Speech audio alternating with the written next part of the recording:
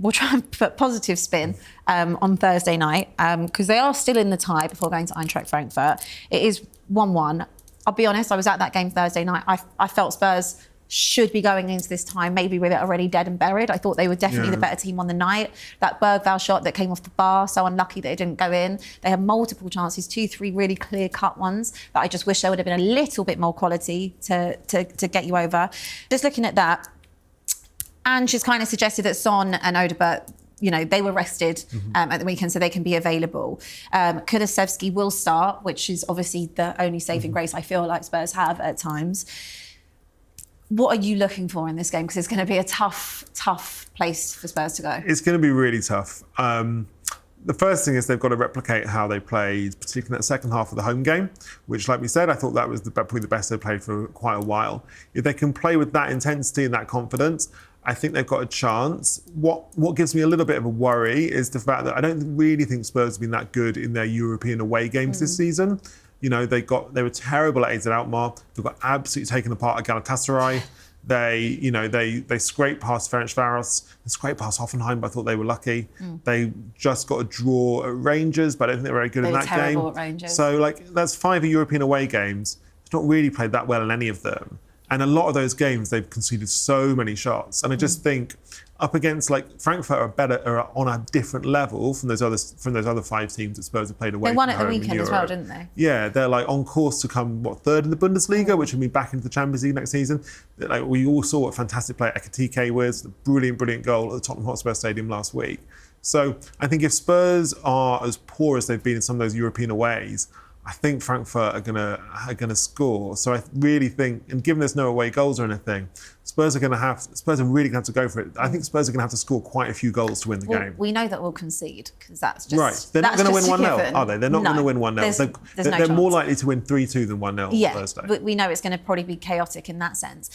It is difficult, like you said, on away days as it is, especially with the atmosphere. We know what German fans are like. They love to really get behind the team. It's going to be noisy. It's not going to be an environment that I feel like these Spurs players are going to be really ready to kind of fight for, and that's kind of sad because I'm already resigned to the fact that as soon as I felt that we obviously didn't get the result that we wanted last Thursday, with having a 1 or 2 goal cushion really to help us when we got to Frankfurt, because we know it's inevitable we are going to concede.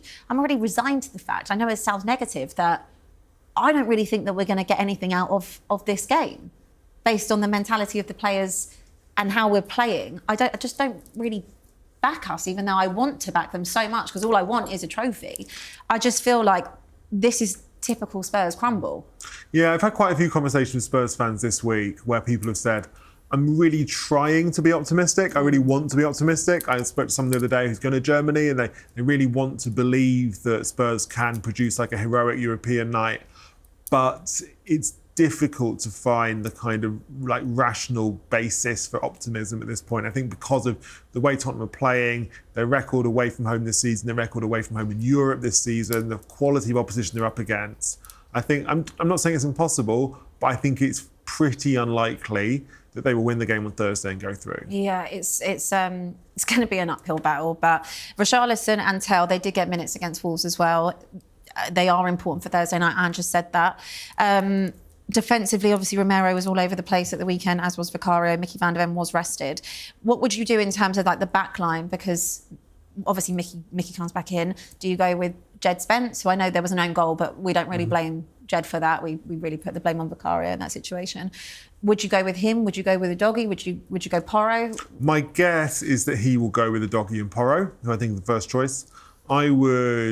I wouldn't mind having Spence over a doggy on the left. I just think Spence has been better than a doggy this season, particularly in the last few months. But my gut feeling is that he's likelier to go for a doggy. I guess the big question in terms of selection is Kulusevski fit enough to come back and start? Obviously, he's not started for, I think, it's about 2 months since his foot injury. He came on in the Wolves game. Time flies when you're having fun, right? He came on in the Wolves game. Only played a little bit at the end, but I think if he's fit enough, I think he probably has to start just because it's such a big game. It's the biggest game in Spurs this season. So for me, I think you've got to throw the kitchen sink at it. You've got to start Kulusevski, whether or not he is fully fit or not. You have to start him. He's probably one of Spurs' only hopes. You need to have a 10 out of 10 performance from James Maddison where he can affect the game, and he actually was quite good last week. You need everyone to be switched on for the full game and hopefully not extra time. Exactly. So you go for, and then if you do have Kulusevski, it's do you play him in midfield on the right?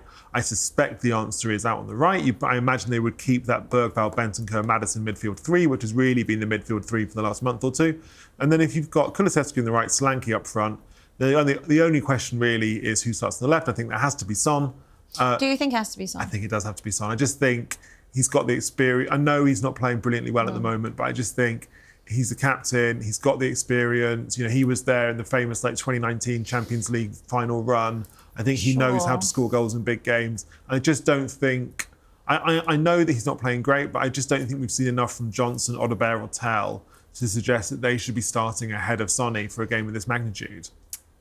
I don't disagree with you, but I feel like Son is, and maybe this is me manifesting that he's going to be super effective. I'm putting it out there, but he's so ineffective in so many games now. And that doesn't mean I don't love him and I don't think that he's a legend of Spurs. I'm just calling it as I see it. And I feel like Brennan gets criticised a lot, and rightly so. And a lot of the argument is, oh, well, he only scores goals. But sometimes you need Brennan to arrive at the back post. Sometimes you need that ball to be put in by a Kulu or by a Porro to be there. With Son, of course, he can have a moment of magic, but would I maybe prefer to see Son impact a game? Whereas I feel like he gets a little bit lost in a full game at the moment. I feel like the energy that Son can have in maybe the last half an hour, 25 minutes of a game, that could be the difference for Spurs. I need my wingers to really attack and really go for it. And I feel like maybe an Odegaard might have more energy than Son. Maybe they'd go for something like starting Kulusevski on the right and Son on the left, and then you bring on Johnson and Odegaard in the second half or something like that. I think Odegaard, they've got particularly if the game opens up a bit second half, there's more space. You can really take advantage of the extra pace that Johnson and Odegaard or Tell would bring to the situation. So I'm sure I would see it more as Johnson, Odegaard and Tell can make more of a difference from the bench. Keep Son and Kulusevski from the start. Have you been impressed with Tell at all? I know it's difficult to be impressed by anything when it comes to Spurs, but there was obviously a lot of talk, a lot of hype around that whole transfer in Jan. Have you felt that that's been a worthy signing or one that Spurs should, I guess, proceed with? I think he's a talented player, and there's clearly got a lot to his game. I don't know what his best position is. I don't think he's a number 9. I think he had that long run of games starting up front where, he tried his best, but I just didn't think he looked like a natural centre forward. I think if Solanke's not fit, I think Richarlison's a much more natural number 9 than Tell. But that also, I guess, comes with experience and age. I think that's fair enough. But I think his most natural role, particularly in this system, is attacking as a left winger, right? Like darting in towards the box, getting shots off with his right foot, a bit like Son. My issue is, I think Odegaard is better at that than Tell. I think Odegaard is better 1v1 than Tell. I think he's more confident. I think he's more dangerous. Maybe that's just because Tell's, he's had a difficult season. Obviously, wasn't really looking at Bayern. Comes to Tottenham on loan, not really fully settled yet. So maybe if he stays at Tottenham, has a good pre-season, he could be a fantastic player next season. At the moment, I think Odegaard is better than Tell. I think Odegaard has shown flashes of being really exciting this season. And I think that if he had, given how much was relying on him in the sense that he's like the only good 1v1 winger that Tottenham have, the fact that he missed months and months of the season for those hamstring injuries has been a disaster really for Spurs because he's such a good player. But I think Odegaard is more likely to make a difference than Tell is on Thursday night. Yeah, I would agree with you. I think that when we have seen him, for considering how much Spurs spent on him and that whole transfer just came out the blue, £20 million. If I looked at all of the wingers that we've currently got on the books, I'd say he's probably the best one that we've actually bought of late. I'm not putting Kulusevski obviously into that bracket, but I would say when you look at how much was spent on Brennan or you look at how much was spent on this one, that one, I say actually that's probably the best signing. And I've only really seen a couple of flashes of that talent, and I'm really looking forward to seeing him next season. And I guess that will be under most likely a different manager, won't it? So, okay, what's the realistic expectations before we wrap up then in how we think that Ange will approach this game? Is he going to do anything different? I think he's got to go for it. I just don't think Spurs are set up to win 1-0. I don't think they're set up to get a clean sheet, really like... In the same way he kind of set up when we went to Anfield. Yeah, I think they've got to go for it a bit. I think they've got to try and score early in the first half, get on top, silence the crowd, wait for Frankfurt to come forward, bring on Odegaard, Tell, Johnson second half, hit them with pace on the break. I mean, they will have to play perfectly. They will have to play like the best they've played all season, or the best since Man City away. When was that? That was November. Late November, so like 4 or 5 months ago. Yes. So they will have to be like unbelievably good. I don't think it's impossible. I wouldn't bet on it, but I don't think it's impossible. I think they've got a chance, but they're going to have to. Everything is going to have to go right. Yeah, I mean, honestly, what's that old saying? Never bet on the early kickoff and never ever bet on Tottenham either. All right, then, what's your prediction then? I'm going to go for brave but ultimately futile 3-2 defeat. Oh, it's so positive, isn't it? I would love to say Tottenham win, and then it's Lazio, Bodo Glimt, and then they get through that, and then we're all on the ferry to Bilbao on the 21st of May for the final. I would love to say that, but I can't honestly say, based on everything that we've seen this season, that I think Tottenham will beat Eintracht Frankfurt on Thursday. It would be dishonest of me to say that I'm confident about this game. I think we'd be lying to ourselves, wouldn't we? Look, I will go, everything I've said in this, I will go against because I will have to back them as they are my team. There's a small percentage of me that has that hope still in me. So I'll back Spurs to go through. But my God, I think it's going to be a difficult night for Spurs. I really, really do. Don't think it'll be particularly pretty. Jack, it's been so nice to have you with us today. Hope you've enjoyed it. I've loved it. Thank you so much for having me. Hopefully you'll come back on. Maybe if we actually do get through, we can do a little preview for Lazio or Bodo Glimt. If not, then end of the season would be nice.